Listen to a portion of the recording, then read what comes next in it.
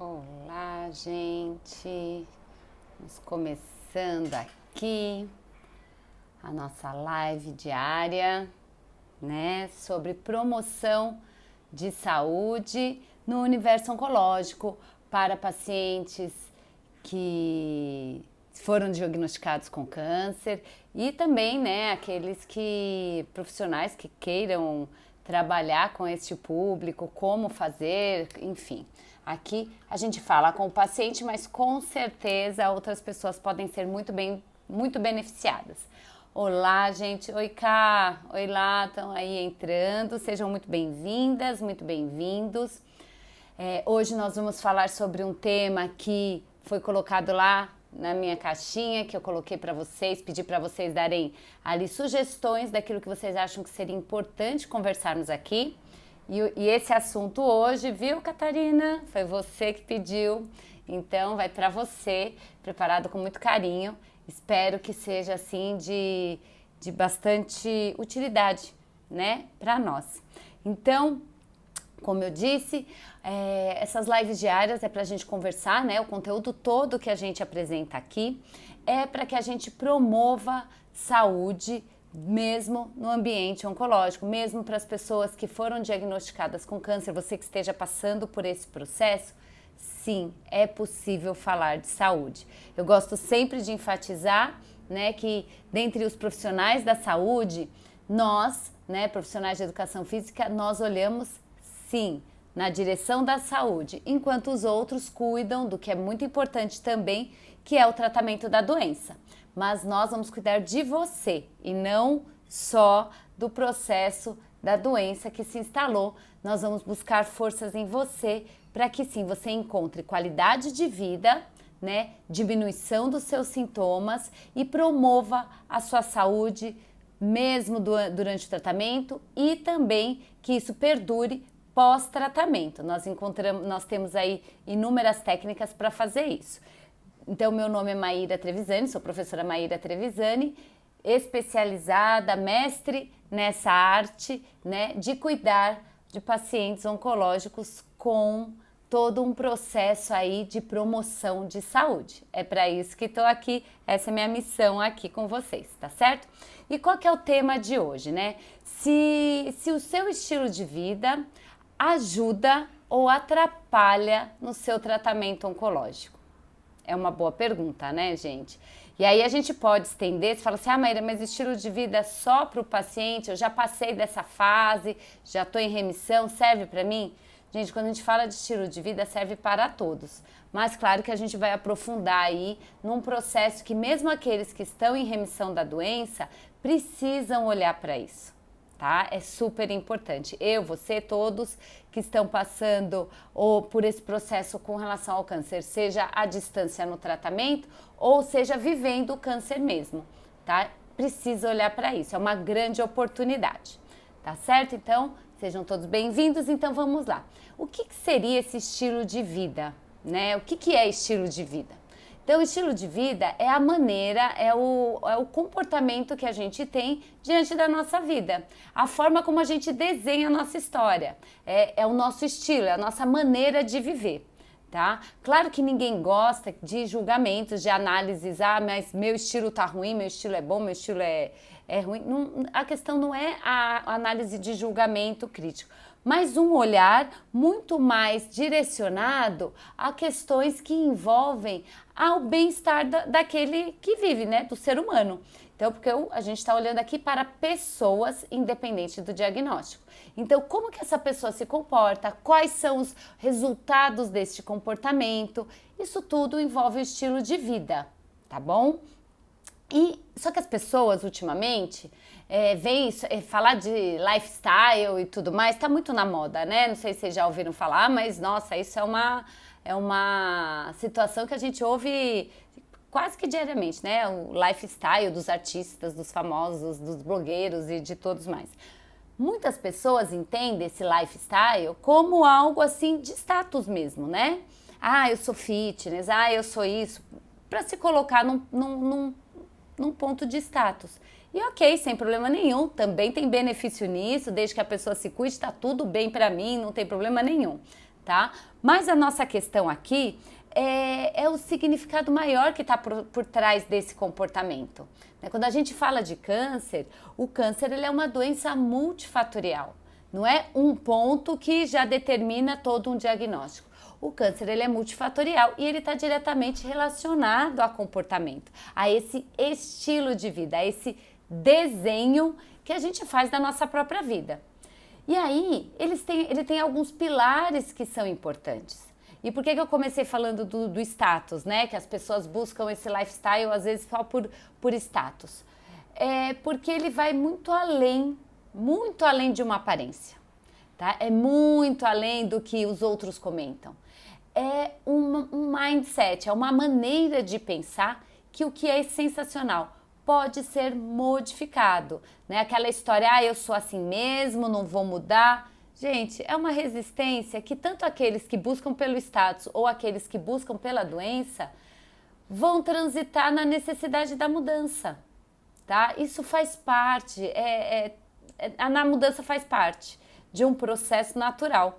Então, quando a gente começa a entender que esse estilo de vida, ele tem pilares muito mais sólidos do que a aparência mostra, a gente vai entender por que ele é tão necessário na doença, né? Porque quando a gente busca a saúde, a gente tem que aprofundar, a gente tem que olhar pilares mais sólidos, pilares que movimentam de fato a vida de uma pessoa, tá bom? E aí, como eu disse, né? Quando a gente fala que o assunto é câncer e é uma doença multifatorial, existem inúmeras causas, não existe, foi por causa disso, tá? Por isso que esse estigma, né, que o paciente oncológico acaba passando de culpa, né? Não sei se quem passou por isso pode comentar aqui pra mim, né? Você teve câncer porque você teve mágoa, né? Porque você tal coisa, porque... Gente, não tem nada, a culpa são outros critérios que a gente acaba tratando para que o paciente se movimente, mas a gente não pode colocar isso como fator determinante para o desenvolvimento de nenhuma doença, muito menos para o câncer, tá bom? Mas como ela é uma doença multifatorial e que assim que recebe o diagnóstico, o desespero é talvez uma das primeiras... Os primeiros encontros que o câncer traz é com o desespero. E os meus alunos relatam que, assim, o desespero ele se dá pela perda do controle. Pela perda do controle sobre o próprio corpo, sobre a própria vida, sobre as próprias decisões. Então, o diagnóstico de câncer vem associado à perda de controle. É como se aquilo, de fato... tirasse o chão, porque fala, e agora? E para quem passou por isso, né, sabe bem o que podem aqui me ajudar também nisso, quando a gente passa pelo oncologista, né, quando o paciente passa pelo oncologista, ele vai traçar ali uma conduta terapêutica. E ali ele inclui alguns elementos, como assim, olha, você precisa se alimentar bem, olha, você precisa buscar isso, você precisa fazer exercício. Muitos colocam lá, né, sai ali na prescrição, juntamente com a conduta oncológica, todo o que você precisa fazer. Mas ali não está escrito como deve ser feito, né? Por quê? Por negligência médica? Não, porque não cabe ao médico traçar essas novas diretrizes para a vida do paciente. É meio que o paciente tem que ser um pouco autodidata, né? E até por ver essa necessidade, ver essa carência do paciente que chega para mim, é que estou aqui e montei toda uma estrutura para atendê-lo, para que ele tenha um norte. E dentro desse norte está esses pilares que eu vou falar para vocês do que envolve o estilo de vida, né, do paciente, daqueles que foram diagnosticados com câncer. E quando a gente se depara com essa realidade do desespero, o primeiro caminho é o acolhimento, né, que é natural a pessoa que foi diagnosticada ter esse desespero, porque de fato uma grande certeza que a gente tem na vida bate na porta da pessoa nesse momento. E aí eu pergunto a vocês, que certeza é essa? Qual é a certeza, qual a única certeza que a gente tem na vida? Vocês me responderiam? Vocês que estão aqui comigo? Escrevam aí pra mim, se vocês puderem. Qual é a única certeza? Sem medo, tá, gente? Pode escrever, não tem nada certo e errado aqui não. Mas qual a única certeza que vocês acreditam que temos na vida, principalmente quando a gente tem um diagnóstico de câncer ou de uma doença grave? Ah, lá colocou a morte. Mas, gente, a morte, Catarina, a morte. Ah, Laura é maravilhosa. Morte, gente, olha só. É uma grande oportunidade. Gente, a única certeza que a gente tem, olha só, a única certeza que a gente tem é que tudo vai mudar. Olha só, não é a morte propriamente dita. No diagnóstico do câncer não está lá a data de morte. Lá, isso, Fê, é a reviravolta da vida. Tudo independente do diagnóstico, mas nós estamos falando de câncer. Mas independente do diagnóstico de câncer ou não, mesmo em tudo na vida, a única certeza que a gente tem é que tudo vai mudar. Tudo. Tudo muda, tudo é transitório, né? E a única verdade nisso tudo é que a gente começa a perceber que não temos controle sobre essa mudança, não é mesmo? Por que eu afirmo que a morte não é a única certeza? Quero deixar claro isso aqui para vocês. Porque, gente, existem inúmeras maneiras de nos mantermos imortalizados. Vocês já pararam para pensar nisso? Uma obra, né? Um livro que a gente escreva nos torna imortais, né? O bem que eu pratico na direção do outro também nos torna imortais, porque o bem vai ficar instalado no outro, né? E em mim também. Aí eu não, vai além, né, de religião, mas muitas religiões falam que existe algo além da morte. Então nem essa certeza a gente tem, né? Existe uma dúvida, mas não tem certeza. Agora, a certeza que a gente tem e que o paciente lá que foi diagnosticado com câncer recebe um papelzinho dizendo lá, né, neoplasia maligna, né, é sobre mudança. Mudança. Isso mesmo, Rogério, valores e conceitos sobre a vida. Mas tudo que a gente pode dizer aqui, aí eu não vou, quando a gente não vamos falar de certezas absolutas para a gente usar isso na prática, é sobre a mudança, né? E a Laura tá colocando aqui, né? Com certeza, não acaba quando morremos. É verdade. Então, se a gente observar friamente, o diagnóstico é igual a mudança, não igual à morte, tá? Tem inúmeras pessoas, eu conheço inúmeras pessoas que tiveram remissão da doença e estão vivendo bem. Conheço pessoas que estão em cuidados paliativos, né? Aquele que não tem cura, mas que tem controle e está vivendo normalmente. Então, assim, o médico disse até para alguns pacientes, você tem 3 meses de vida. E a pessoa continua aí, tratando e vivendo. Então, a única certeza que a gente tem, se a gente for analisar friamente, é da mudança. E é sobre essa mudança que, quando o paciente enxerga isso, é que a gente começa a preparar um terreno para o controle daquilo que o diagnóstico trouxe de desespero quando ele fala assim, olha, acabou o controle para você. Aí a gente começa a perceber que a única coisa que a gente pode fazer não é controlar quanto tempo eu vou viver, não é controlar como as pessoas vão me enxergar, né? Porque tem esse olhar que muitas vezes o paciente se incomoda, do olhar do outro para si. Tem muita questão, eu não tenho controle, né, sobre se os medicamentos vão fazer efeito ou não. Eu não tenho controle. Eu vou me submeter ao tratamento e vamos aguardar a resposta. Por isso fazemos tantos exames, né, pós-tratamento. O que de fato nós temos controle? O que de fato, sobre o que então eu posso me apegar para que esse desespero do diagnóstico de câncer não invada a minha vida de tal maneira que paralise as minhas forças?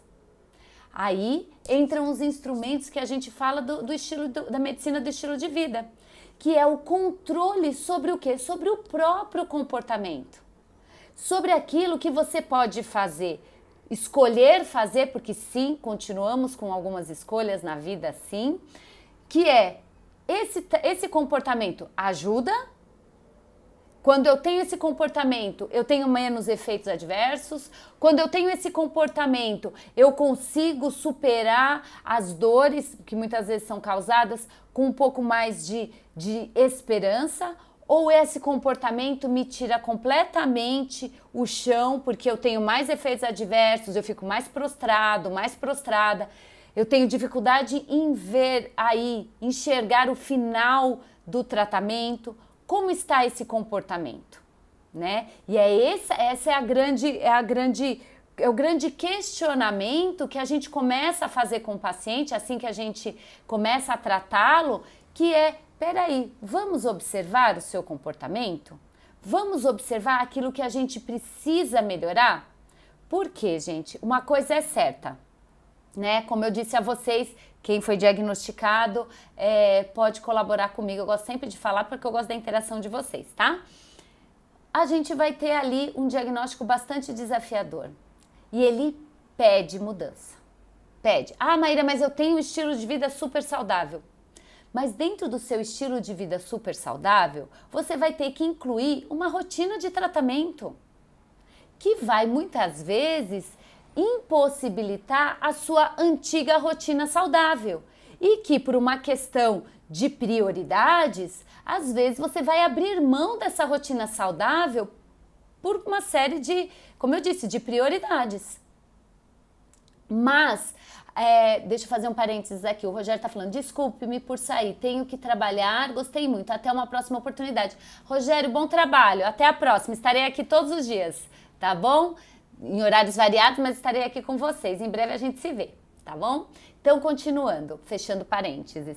Então, é uma rotina muito mais desafiadora, mas que o estilo de vida que beneficia esse processo, ele não pode ser negligenciado, ou ele não deveria ser negligenciado, tá? E aí eu falo para vocês de alguns exemplos, de alguns alunos que eu atendo, que quando alguns, claro que cada um eu pego numa fase, né? Nem sempre a pessoa vem para mim já, assim, imediatamente após o diagnóstico, mas quando a gente consegue ali intervir durante o tratamento, a primeira coisa, né, que a gente pede para que o paciente faça, para que o meu aluno faça, é que ele possa entender que nós temos, como eu disse, 6 pilares importantes que eu vou falar aqui para vocês, que vão envolver todo o processo. Lembrando sempre que esse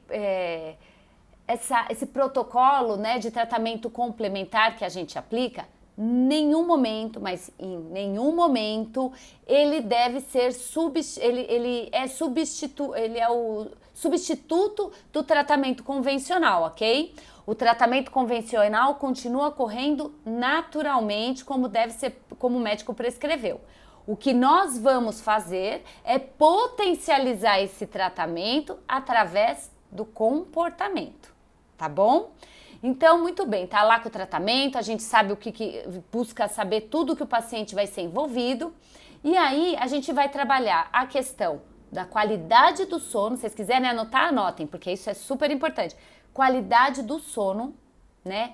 Como que é essa qualidade do sono? Ah, quando eu durmo, independente das horas que eu durmo, quando eu acordo com as minhas energias recarregadas, ou eu tô com aquele sono assim que, nossa, Maíra, eu dormi 10 horas, mas eu tô acabado, eu não me revigorei. É essa análise que a gente faz, tá bom? Qualidade de sono, como eu acordo, como que eu, né, tenho esse despertar. Vamos falar sim de atividades físicas. E quando a gente fala para paciente oncológico, se falar exercício pelo exercício, é o mesmo para todos, né? Se eu falar, vamos caminhar. Caminhar para mim, que ainda não tive diagnóstico, como para o outro que está passando por quimioterapia. É o mesmo movimento. Mas precisamos saber a dose desse exercício, quando executá-lo, como executá-lo. E aí a gente precisa ter esse pilar muito bem sustentado por profissionais especializados, ok? Mas o paciente chegou para mim, a gente vai olhar também a atividade física. Qual é o nível dessa atividade física? quantas vezes por semana, como ele se sente ao praticar a atividade física, tá? A alimentação. Nem preciso dizer que a alimentação é um dos pilares super importantes que faz todo o desenho da vida de qualquer pessoa. Ainda mais aqueles que estão passando por processos de supressão, né? Imunossupressor por causa dos tratamentos, que precisam ter uma imunidade bastante aliativa para que, além do suporte físico diário, ele tenha que suportar a carga citotóxica do tratamento, ou seja, os efeitos adversos, ele tem que se recuperar, ele tem que combater aquele tumor, ajudar o processo dele de tratamento. Então, precisamos aí, a alimentação, ela é fundamental. E sim, temos alimentos específicos que ajudam nesse processo? Temos. Temos alimentos que precisamos olhar, que devemos evitar? Também.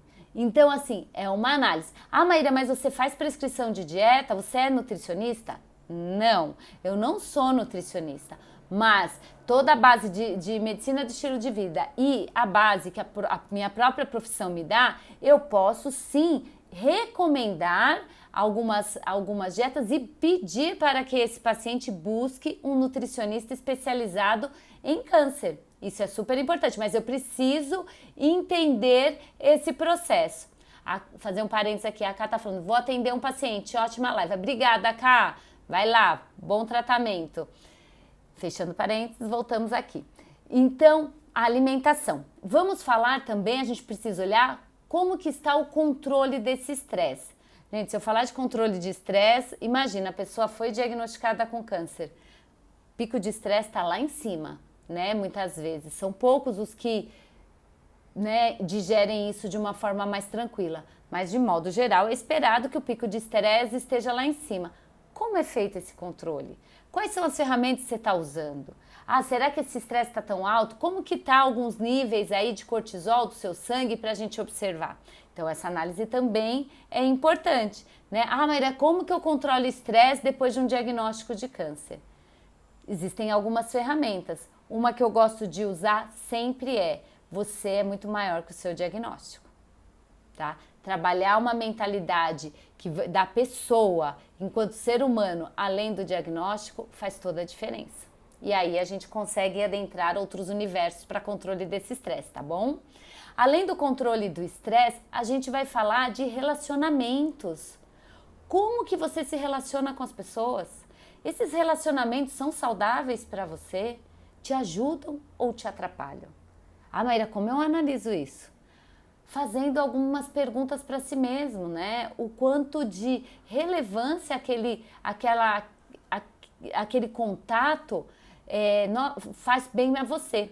Eu tenho um relato de uma paciente que ela chegou pra gente com câncer de mama estágio 3, jovem, 40 anos, casada, não tinha filhos, né? E dado momento, super ativa, nossa, maravilhosa. Independente do processo do tratamento, ela andava impecável, dava até gosto de olhar, né? Ela chegou pra gente e falou, um belo dia, falou, tô me separando. Falei, como assim tá se separando, amor? Bem nesse processo, aconteceu alguma coisa? Tá tudo bem com você? Aí ela disse, eu comecei a perceber que o meu relacionamento tava me fazendo mais mal do que bem. E eu precisei me afastar para poder me tratar. E de fato, ela fez assim.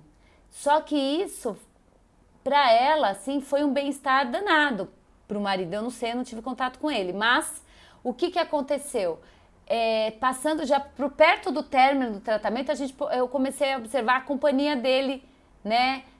Perto dela em alguns eventos. E aí você já começa a perceber, olha, alguma coisa está retomando. O que eu tô querendo dizer aqui não é que tem que se separar, ok? Mas que precisa ter coragem para olhar para esses relacionamentos a ponto de enxergar se está ajudando ou se está atrapalhando. E aí a gente ajuda nesse processo, porque não é simples, mas é necessário. E por último, e o sexto e último pilar, e não tão menos importante que os demais, é a questão da espiritualidade. Não consigo, né, pensar num tratamento complementar de uma forma holística, ou seja, que vê o paciente como um todo, se a gente não falar de espiritualidade.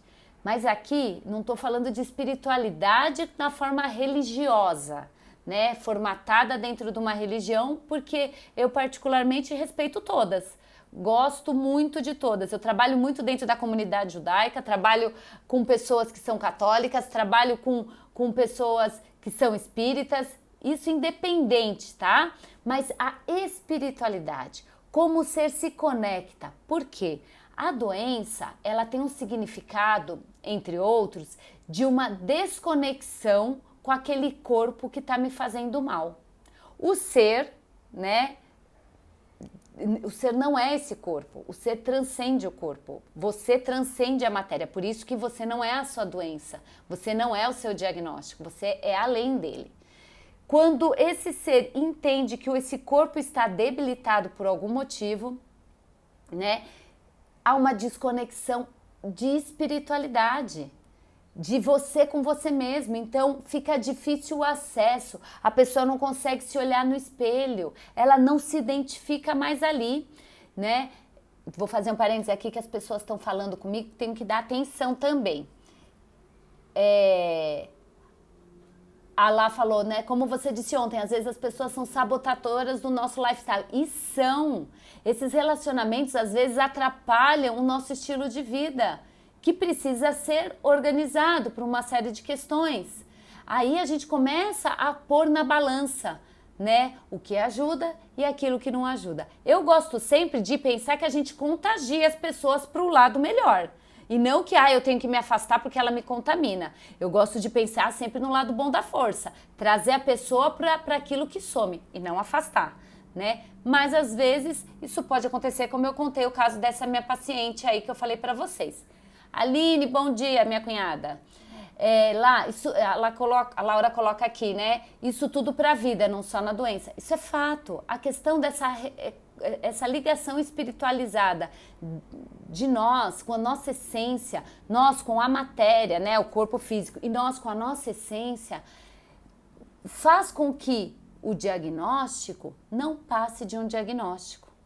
E todo e qualquer problema que a gente vai se deparar na vida também não passe de um problema, que uma vez que ele é problema, é óbvio que ele tem alguma solução. Não faz sentido ter um problema se ele não tiver solução. O que a gente precisa buscar é esse encontro conosco mesmo, fazer essa reconexão para então buscar as soluções. E aí é o que eu falo, muitas pacientes não querem nem se olhar no espelho, ou por conta da cirurgia, ou por conta da aparência física momentânea que o tratamento impõe.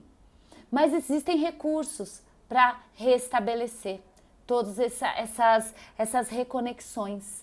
E aí, gente, o que a gente pensa, né? Então, são 6 pilares, vamos ver se vocês estão atentos aí.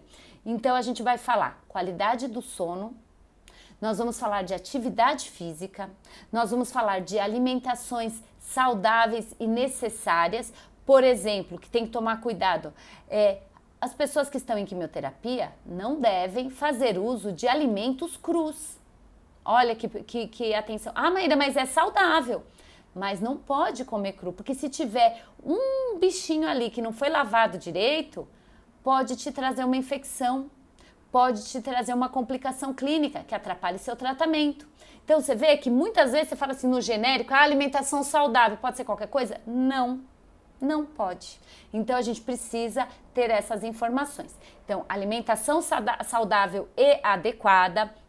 Nós falamos do controle do estresse, que é super importante, meditações, encontrar ferramentas que a gente traz que nos promovem prazer, tá? Isso é super necessário, porque a gente está na doença. A doença está associada à dor.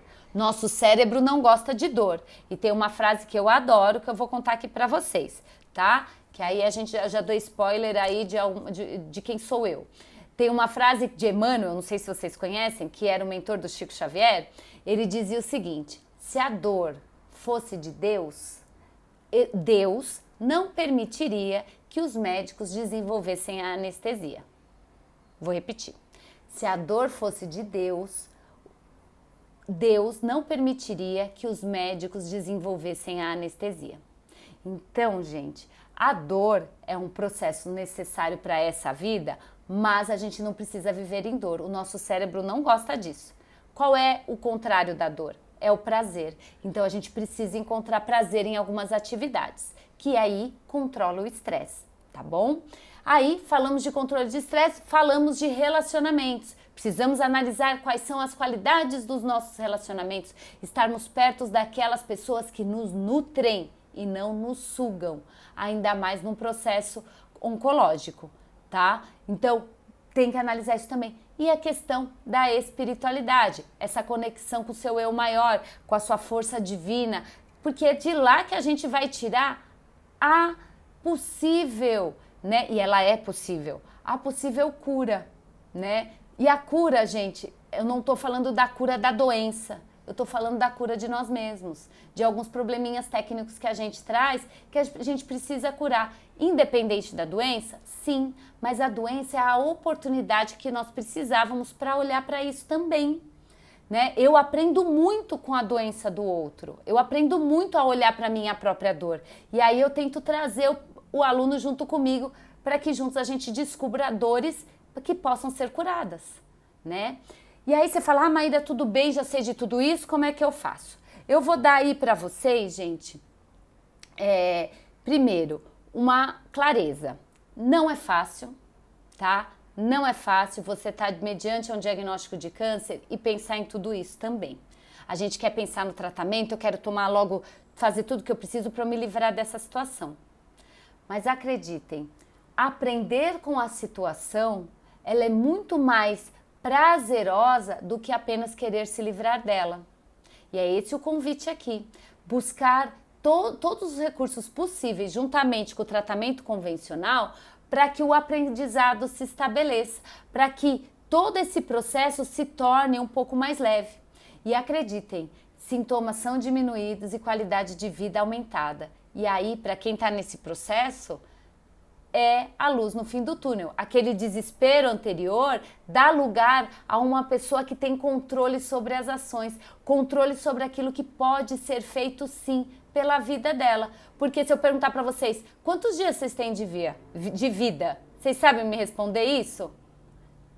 Responda aí, vocês sabem me responder quanto tempo vocês têm de vida? Eu não sei. Então, a gente preconiza aqui o quê? Viver um dia de cada vez o melhor possível. E para isso, olha só, eu vou falar para vocês assim, uma dica de como colocar isso em prática, porque não adianta eu vir falar tudo isso para vocês e não ensinar como é que faz o negócio, não é mesmo? Uma dica, tá? Dentro de todo o processo. A gente coloca num papel, se vocês quiserem fazer, façam, depois se vocês quiserem comentar aqui comigo, comentem, a gente faz aí uma interação bastante interessante. No papel, divide o papel no meio, tá? Você vai colocar ali os 6 pilares. Então, a gente vai falar de alimentação saudável e adequada, a gente vai falar de qualidade de sono, nível de atividade física, controle do estresse, a gente vai falar de relacionamentos saudáveis e vamos falar também de espiritualidade. Colocou os 6? Lindo, maravilhoso. Do outro lado, o que a gente vai colocar? Nós vamos colocar aquelas atividades que a gente faz diariamente. Sabe atividade? Tudo que a gente faz, acorda de manhã, toma um café, não sei o que lá, coloca ali uma listinha de tudo ali que a gente faz. Aí a gente vai voltar a ser criança, né? A gente vai pegar e vai ligar, né? Fazer um match ali, vamos ligar cada um daqueles pilares com as nossas atividades diárias. E aí a gente vai, depois que a gente ligar, pode ser que fiquem alguns que nem ali estejam, né? Falar, Maíra, o que eu faço não controla meu estresse, me deixa mais estressado. Joga lá no estresse, põe lá no estresse, porque faz parte do processo. E ali a gente vai começar a entender um mapeamento da nossa realidade. E ali a gente vai ver tudo que eu não durmo bem. Mas o que você faz que promove uma qualidade de sono boa? Tem alguma coisa na sua atividade diária que promove um sono bom? Tem que olhar. Se não tá, precisa melhorar. Minha alimentação é saudável, mas não sei se é adequada. Ou eu me alimento saudável 5 vezes na semana, sábado e domingo eu enfio o pé na jaca. Tudo bem. Será que num processo oncológico ou até de prevenção de câncer é adequado? Temos que analisar também, né? Se enfiar o pé na jaca, tem mecanismos para que a gente não fale para o cérebro, não faça. A gente simplesmente engana o sistema. Vou dar uma dica. Vai enfiar o pé na jaca? Come uma proteína antes. Come uma proteína antes. Você não vai conseguir enfiar o pé na jaca como você gostaria, porque não vai ter espaço. Aí você falou pro teu cérebro que não podia? Para esse cérebro rebelde que fala sim, eu quero, mesmo que você fale não? Você vai enganá-lo, porque você vai estar saciado ou saciada e não vai conseguir enfiar o pé na jaca. E vai manter a linha ali, tá? Ou vamos falar, nossa, nível de atividade física. Ah, Maíra, não tô caminhando nada. Precisamos melhorar isso. Porque se estamos em tratamento, a gente precisa potencializar o sistema imunológico. Quem dá o boom para potencializar, para melhorar? Atividade física. Então, a gente tem que olhar. Então, façam isso. E olhem com carinho. E aí, gente, quando a gente fala de estilo de vida, vocês vão enxergar ali qual é o desenho que vocês estão fazendo na vida. Qual é o desenho do seu estilo. E ali você talvez queira, talvez desperte a necessidade daquilo que é a única certeza que a gente tem, que é a mudança. Nós podemos melhorar. E aí eu sei que vão entrar rebeldias, de que eu já faço muita coisa. Eu ouvi de uma paciente, até no direct aqui, colocou pra mim assim, Maíra, eu já tô em tratamento, já fiz mastectomia, tô careca, e você ainda manda eu me exercitar? Eu ouvi isso dela. Gente, eu achei demais, porque é a verdade. Mas é a verdade porque ela entendeu que o exercício é castigo. Não ressignificou no prazer. Então é natural que enxergue assim. Aí você fala, Maíra, eu detesto me movimentar. É porque você está fazendo um movimento que você não gosta. Tem movimento prazeroso para a gente desenvolver, tá? Então dentro desses pilares, a gente começa, quando a gente faz esse exercício de colocar bem na frente, tem que ser assim, didático igual eu falei. Divide uma folha de sulfite no meio, faça uma linha, coloca os 6 pilares, depois coloca as suas atividades do outro lado e liga, sabe? Liga, enxergue. E depois olha de fora esse desenho. E analisa aquilo que pode ser melhor. Porque, gente, quando a gente fala de câncer, eu falo muito para paciente que está em tratamento, mas todos nós deveríamos ter como conduta a prevenção desse câncer, porque estamos vivendo mais, né? Estamos assim com a vida mais longínqua, mas nós temos vários problemas de saúde instalados ao longo do percurso que a medicação sustenta, mas não tem a ver com qualidade de vida nem autonomia. E uma delas, né, 2 doenças que futuramente a população mundial fatalmente vai morrer, tá? Morrer no sentido morte corpo físico e não na morte de deixou de existir. Mas morte corpo físico vão padecer ou de doenças do coração ou de câncer. Então todos nós, mesmo que não tenha hoje o diagnóstico, graças a Deus, precisamos entrar em prevenção. E esse desenho do nosso estilo de vida determinará esses fatores futuros de desenvolvimento ou não de tumor, tá? Porque, como eu disse, é multifatorial, não é uma conduta só. Mas se o estilo de vida é a única coisa que eu tenho controle sobre mim, porque do resto não tá no meu comando, nem meu filho tá no meu comando, né? Eu educo. Se ele vai usar, é livre-arbítrio dele, não é mesmo? Então, se a única coisa que eu tenho controle, e a gente precisa ter controle para se sentir seguro, é o nosso estilo de vida, acho que vale a pena a gente olhar para isso, não é mesmo? Então, era essa a dica que eu queria deixar para vocês, essa oportunidade de olhar para a vida com um estilo de vida mais saudável. Se vocês fizerem esse exercício, quiserem compartilhar comigo aqui, eu vou amar. Posso ajudá-los de várias maneiras, tá? Para encontrar caminhos, para resolver alguns itens que estejam pendentes. Quero agradecer muito a interação de vocês, a participação de vocês. Espero ter ajudado. Essa live vai ficar salva, como todas as outras. E amanhã nos veremos, sem falta, falando sobre promoção de saúde e câncer. Baseado sempre nesses 6 pilares que eu falei para vocês, que é do nosso estilo de vida. Buscando sim promoção com equilíbrio, com prazer e pensando sempre que a vida sempre será maior que qualquer diagnóstico. Tá bom, gente? Então, um beijo a todos e a gente se vê amanhã, tá bom? Tchau, tchau, gente. Obrigada. Ótimo dia.